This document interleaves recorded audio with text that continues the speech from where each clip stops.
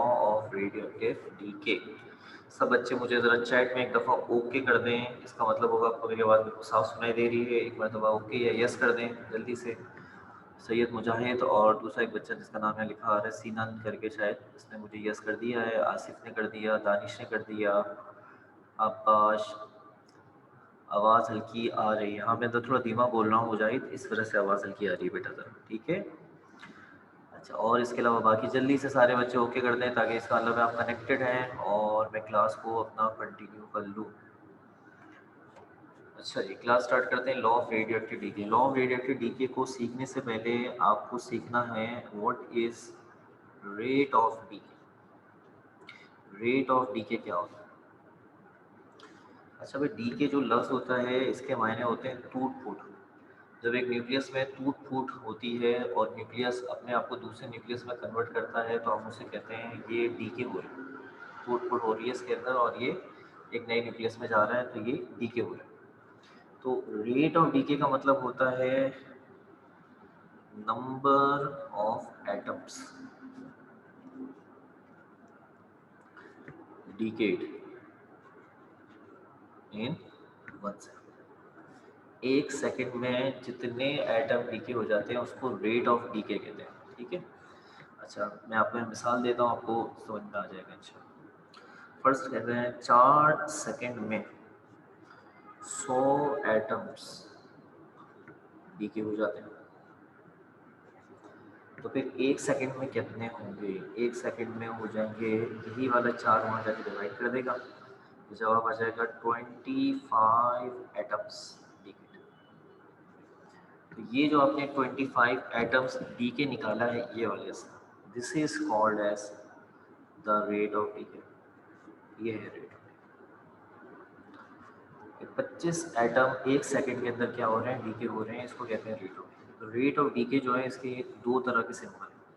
एक सिंबल हमारी बुक में यूज़ किया गया है।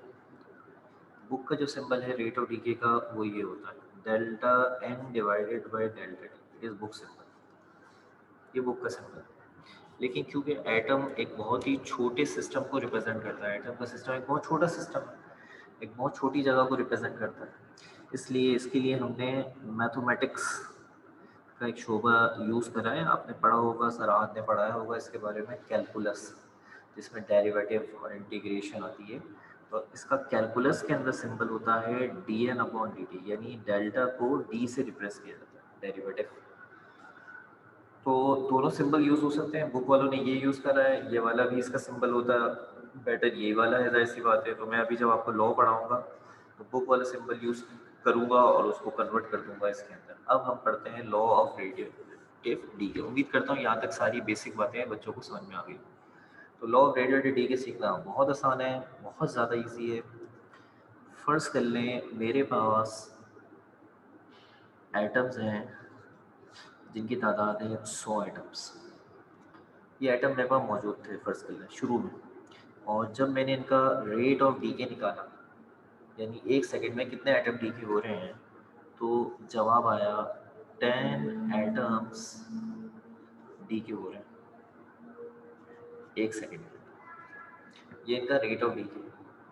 अब मेरे पास फ़र्ज़ कर लें एक और रेडियो एक्टिव सैंपल है जिसके अंदर 10,000 के करीब एटम्स हैं, 10,000 के करीब एटम्स हैं।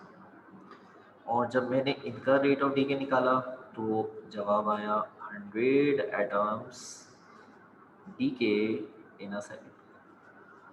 तो आपने ख़ास बात नोट करी बच्चों कि जब एटम्स की तादाद कम है, स्मॉल, तो रेट ऑफ डीके भी कैसा आ रहा है बेटा? स्मॉल आ रहा है, छोटा आ रहा है।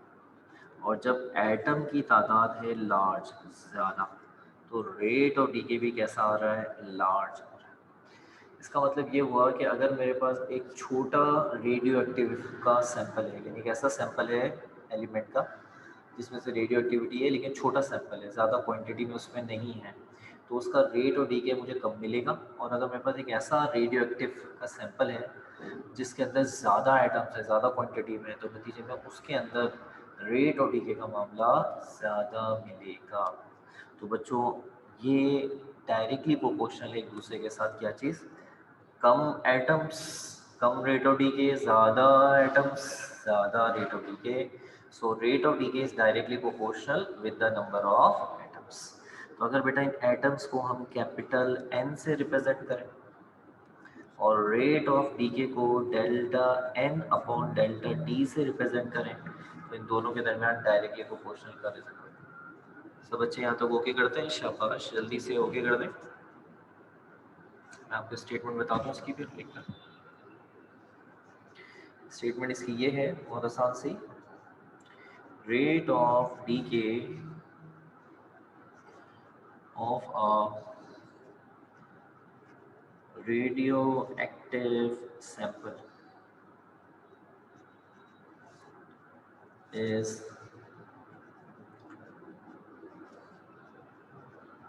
directly proportional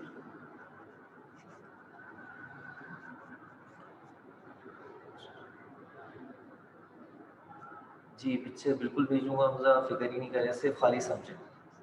अभी कोई कॉपी करने की ज़रूरत नहीं है, सारा काम अभी समझाने के बाद आपको इंशाल्लाह भी थोड़ी देर के बाद मैं आपको तस्वीरें भेज दूँगा, फिक्र ही नहीं, बल्कि फ़ौरन ही भेज दूँगा इंशाल्लाह. रेट ऑफ डीके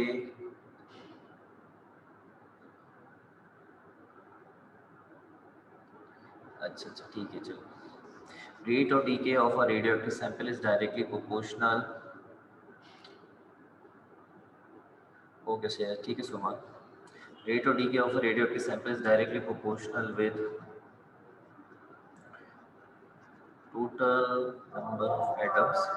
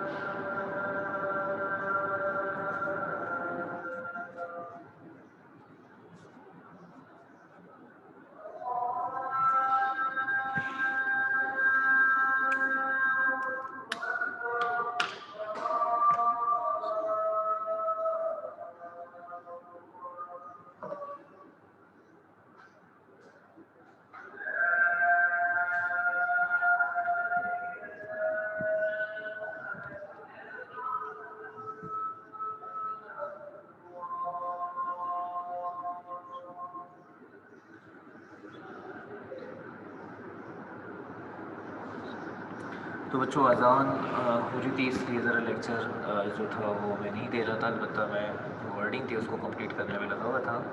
तो यहाँ से हम आपको दोबारा से लेक्चर के साथ जोड़ते हैं। Rate of decay of a radioactive sample is directly proportional with the total number of atoms that are present at that time. इस जुमले का मतलब मैंने अभी आपको वाज़ेह किया। जिन बच्चों ने हमें लेट ज्वाइन करा वो भी सुन लें। अगर रेडियो एक्टिव आइटम्स की तादाद कम होती है तो उनका रेट ऑफ डीके कम आता है, और अगर रेडियो एक्टिव आइटम्स की तादाद ज़्यादा होती है तो उनका रेट ऑफ डीके ज़्यादा आता है। यही बात यहाँ लिखी गई है कि रेट ऑफ डीके जो होगा रेडियो एक्टिव सैंपल का वो डायरेक्टली प्रोपोर्शनल होगा उन एटम्स की तादाद के साथ जो शुरू में मौजूद थे या उस वक्त मौजूद थे। ठीक है, इस बात को हमने यहाँ पर मैथमेटिक्स में रिप्रेजेंट किया mathematically. Rate of decay represented by delta N upon delta t. Delta N upon delta t को रेट ऑफ डीके कहते हैं, और ये डायरेक्टली प्रोपोर्शनल होता है किसके साथ? एन के साथ। एन का मतलब होता है टोटल एटम्स। अगर एटम्स यानी एन कम, delta N upon delta T radioactive का रेट ऑफ डीके कम आएगा, और अगर एटम्स की तादाद ज़्यादा होगी तो रेट ऑफ डीके ज़्यादा आएगा। What about the minus sign या नेगेटिव साइन क्यों है? याद रखें फिजिक्स में नेगेटिव साइन दो ही बातों के लिए होती है, एक अपोजिट डायरेक्शन, दूसरा डिक्रीज कमी के लिए। तो यहाँ तो कोई अपोजिट डायरेक्शन का कॉन्सेप्ट नहीं है, हाँ कमी का कॉन्सेप्ट हो सकता है और बिल्कुल है। जैसे जैसे वक्त गुजरेगा वैसे वैसे रेडियो एक्टिव एटम की तादाद कम होती रहेगी, यानी वो एटम एक न्यूक्लियस से दूसरे न्यूक्लियस में कन्वर्ट होते रहेंगे और अपनी असल तादाद को कम करते रहेंगे।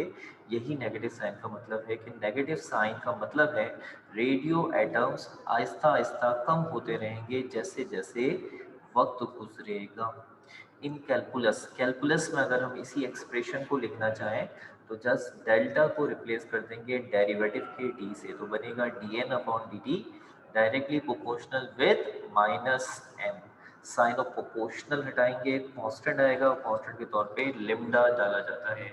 यहाँ जो लिम्डा नजर आ रहा है it is not a wavelength, ये वेवलेंथ नहीं है बच्चों, बल्कि यहाँ लिम्डा के मायने हैं डी के कांस्टेंट। याद रखिएगा चैप्टर नंबर 18 जब आप पढ़ते हैं तो वहाँ लिम्डा जो आता है वो वेवलेंथ होता है, लेकिन यहाँ लिम्डा डी के कांस्टेंट होता है। अच्छा, कभी भी तस्वीर थोड़ी हल्की सी ब्लर हो जाए, थोड़ी सी तस्वीर ज़रा आगे पीछे हो जाए तो ये फोकस कर रहा होता है इसको, तो ज़रा थोड़ा सा टाइम लगता है इसे फोकस करने में, फिर इसके बाद ये सेट हो जाता है। जैसे भी फोकस कर रहा है, कर नहीं पा रहा, करेगा भी इसको थोड़ी देर।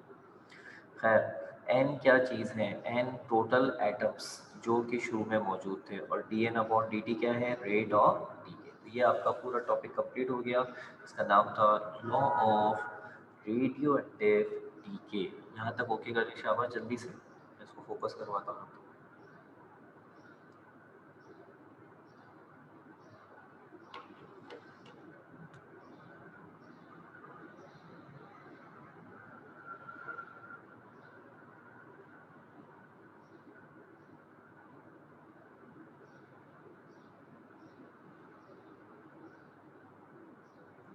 माशा, क्लास की स्ट्रेंथ तो अच्छी नज़र आ रही है। 10 स्टूडेंट्स हैं, वेरी गुड। अच्छा रिस्पॉन्स है हमारे सेकेंड ईयर के बच्चों का, और बहुत सारे बच्चे नज़र आ रहे हैं इसमें हमें, तो उन सबके रिप्लाई भी साथ में आते रहे तो ज़रा पढ़ाने में और मज़ा आएगा। 2-3 बच्चों के रिप्लाई आएंगे तो ज़रा मज़ा नहीं आएगा, तो बाकी बच्चे भी रिप्लाई दें मुझे ताकि ज़रा पढ़ाने में और भी मज़ा आए।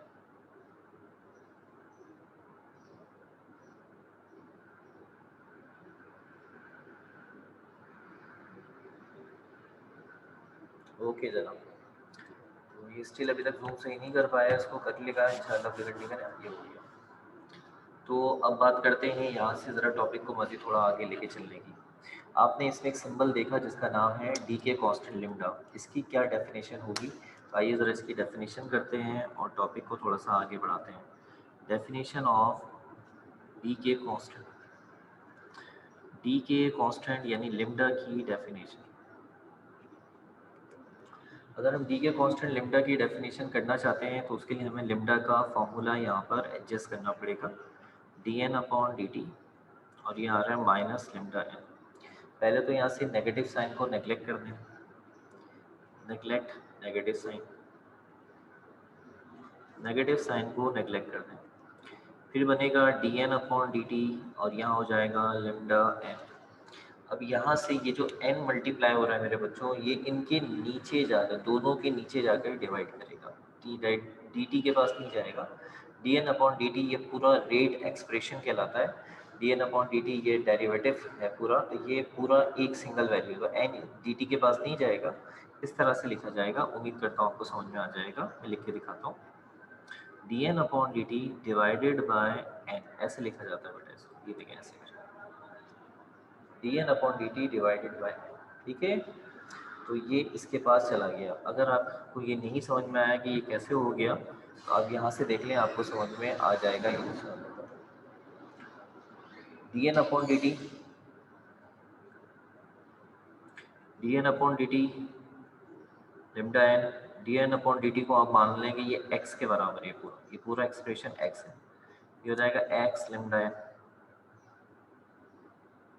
ठीक है। एन मल्टीप्लाई एक्स के बाद जाके क्या करेगा, डिवाइड लिम्डा, और x की वैल्यू पुट कर दें, x किसके बराबर है, D N upon D T, तो x की जगह D N upon D T आ गया, एन एज इट इज, और ये लिम्डा का।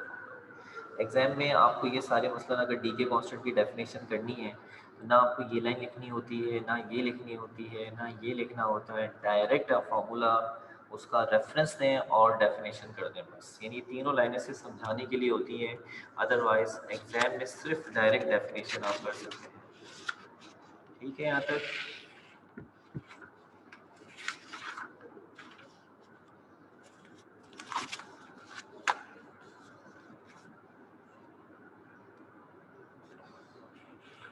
अब मैं यहाँ पर आपको डेफिनेशन करके दिखाता हूँ कि लिम्डा की डेफिनेशन क्या बननी चाहिए। सबसे पहले लिम्डा का फॉर्मूला एक मरतबा फिर आपके सामने कॉपी कर रहा हूँ, d N upon D T divided by n. क्या डेफिनेशन बनेगी यहाँ पर, ज़रा जल्दी से देख लें मेरे बच्चों। सबसे पहले ये दो चीज़ें हैं जिनका आपस में क्या बन रहा है, यहाँ पे रेशो बन रहा है। किन किन दो चीज़ों का रेशो बन रहा है, एन क्या चीज़ है, एन है टोटल एटम्स,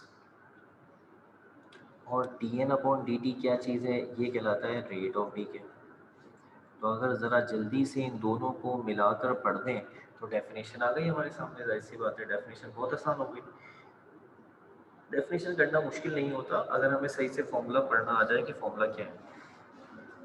किन दो चीज़ों का रेशो बनाएंगे कि लिम्डा आएगा, किन दो चीज़ों का रेशो बनाएंगे कि लिम्डा आएगा। सबसे पहले ऊपर वाली वैल्यू लिखते हैं, ऊपर वाली वैल्यू को क्या कहते हैं, रेट ऑफ डीके का रेशो बनाएंगे किसके साथ, टोटल एटम्स के साथ।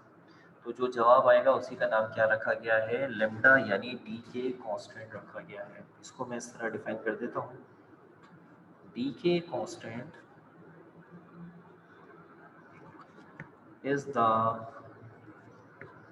Ratio between rate of DK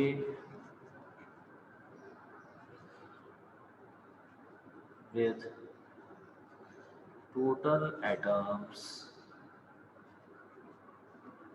that are exist at that time. So this is the definition of decay constant.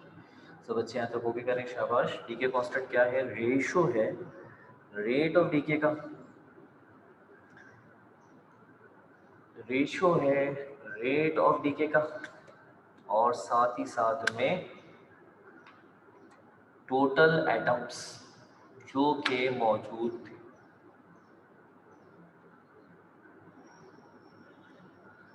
जी भाई, बाकी बच्चे भी जल्दी से ओके कर दें।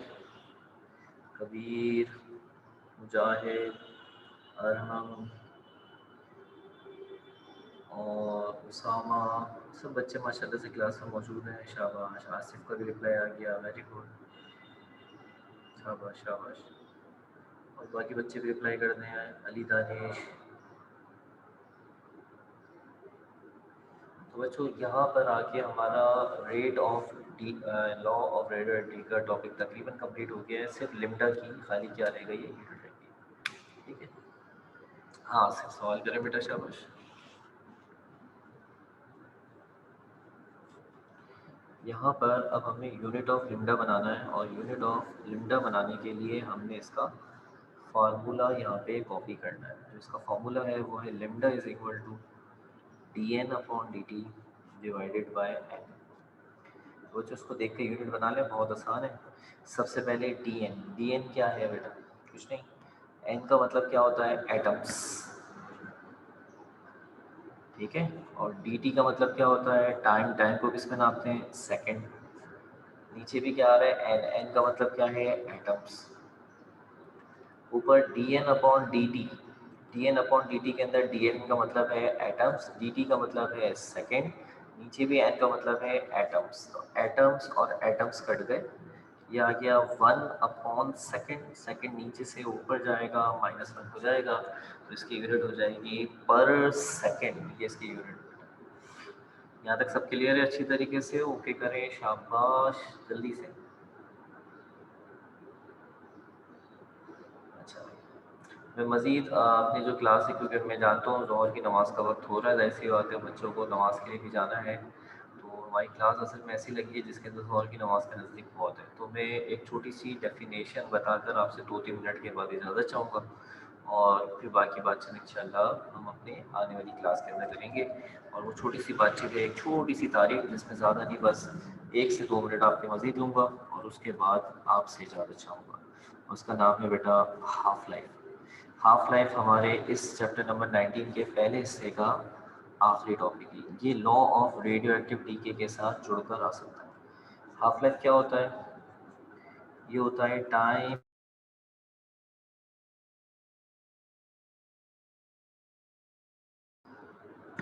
नेट की वजह से कुछ प्रॉब्लम था।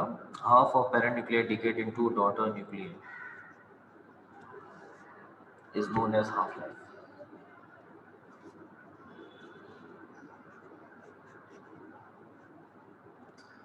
ठीक है, it is denoted by t half. बेटे ये एक ऐसा वक्त होता है जिसके अंदर जो भी आपके पास रेडियो एक्टिव सैंपल होता है, वो अपनी असल तादाद का आधा रह जाता है, हाफ रह जाता है, यानी जो भी उसकी क्वांटिटी एक्सेस करती है, ये उसका आधा रह जाता है। ठीक है, मिसाल के तौर पे for example uranium, half life of uranium is 4.5 10⁻⁹ years. यानी अगर, हाँ कभी सही कह रहे हो, मैं देख रहा हूँ यहाँ पे नेट के साथ अनस्टेबल लिखा हुआ आ रहा है, तुम सही कह रहे हो। एक मिनट रुक जाओ, बस चेक कर लेता हूँ मैं।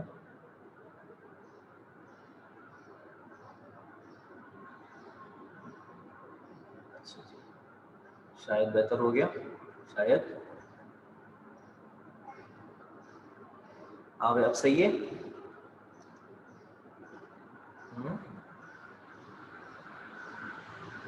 यहाँ से सही शो कर रहा है मुझे, मैं जूम के अंदर जाके, सेटिंग के अंदर जाके देख चुका हूँ। ऑडियो वीडियो सही आ रही है,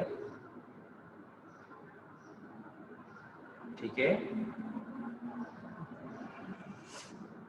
अच्छा भाई, यूरेनियम की जो हाफ लाइफ है वो 4।